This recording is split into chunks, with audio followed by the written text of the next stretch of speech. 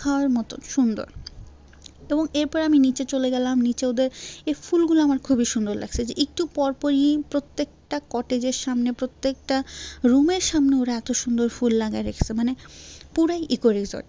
এবং এইখানে হচ্ছে ওদের ফ্রন্ট ভিউটা, এবং ফ্রন্ট ভিউয়ের সামনে দেখেন পেঁপে গাছ লাগায় রাখছে, মানে রুম থেকে আপনি বের হয়ে একটা ইকো ইকো ফিল পাবেন, যে পেঁপে গাছ, ফুল গাছ, মানে ক্লিন, এত সুন্দর। প্রত্যেকটা ওরা কাজ করছিল, পিছনে কাজ করছিল। আর এই রোদের মধ্যে আমি পুরাই ঝলসায় গেছি। আমি যে কথা বলবো তার অবস্থা ছিল না, কারণ অনেক গরম ছিল তখন।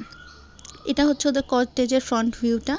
এখানে প্রত্যেকটা কটেজের সামনে দোলনা, দোলনাগুলো দেখলেই বসে যেতে মন চায়। আর অনেক দোলনা ছিল ওদের, এবং এই দোলনায় বসে আমি আমার অনেকগুলো সময় পার করলাম এখানে। এত ভালো লাগছিল দোলনার পাশে বসে, যে এই রিসর্টগুলোর সামনে, প্রত্যেকটা কটেজের সামনে বসে বসে, মানে খুবই সুন্দর লাগলো। এরপর আমরা খাবার অর্ডার দিলাম। আমাদের লইট্টা ফ্রাই, ভাত আর চিংড়ি মালাইকারি ছিল না। আর এখানে ছিল হচ্ছে টমেটো ভর্তা। টমেটো ভর্তাটাও খুবই মজা ছিল। প্রত্যেকটা খাবার অসাধারণ, মানে অনেক মজা। এবং এই ভিউয়ের মধ্যে খাওয়ার মজাই আলাদা। এটা হচ্ছে আমাদের রাতের ভিউ। রাতের রিসর্টটা এত সুন্দর লাগলো, মানে পাশে বেওয়াচ, কিন্তু আমার মনে হচ্ছিল বেওয়াচের থেকে এখানে থাকার মজাটাই আলাদা, যে এত